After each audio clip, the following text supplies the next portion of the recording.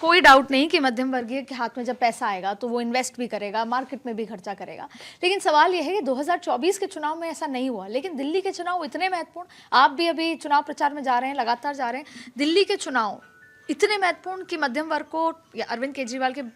मांगे करने के बाद केंद्र सरकार को ये करना पड़ा। मुझे लगता है कि हर विषय को चुनाव के साथ में जोड़ करके देखना ये सर्वथा अनुचित है।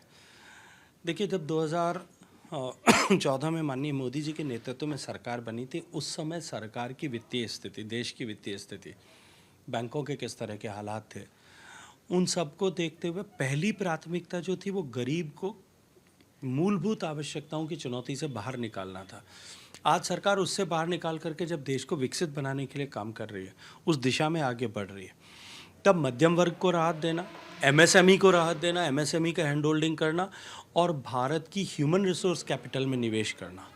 ये तीनों प्राथमिकताएं जो आज माननीय मोदी जी के नेतृत्व में इस बजट के माध्यम से दिखाई गई है।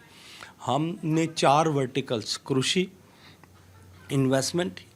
एमएसएमई और एक्सपोर्ट, इन 4 वर्टिकल्स को स्ट्रेंथन करने की जो बात की है, निश्चित रूप से देश को विकसित करने की दिशा में इस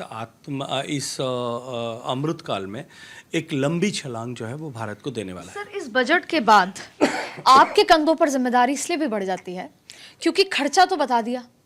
अभी तक टैक्स से एक बड़ा पैसा आता था सरकार का, लेकिन अब टैक्स में इतनी रिबेट मिली है, तो अब टूरिज्म सेक्टर,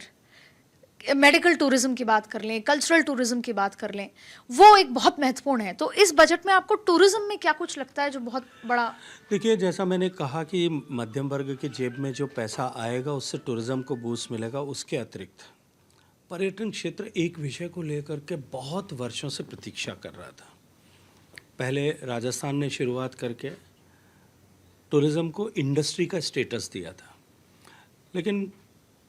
टूरिज्म इंफ्रास्ट्रक्चर के क्रिएशन में, विशेष रूप से होटल्स एंड इन सब के बनाने में, जिस तरह से कैपिटल इंटेंसिव ये सेगमेंट है,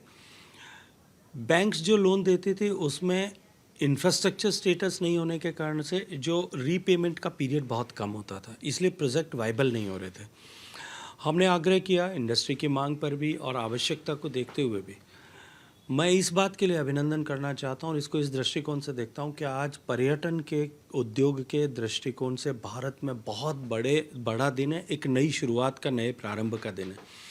जब 50 आइकॉनिक डेस्टिनेशंस पर होने वाले ऐसे प्राइवेट इन्वेस्टमेंट को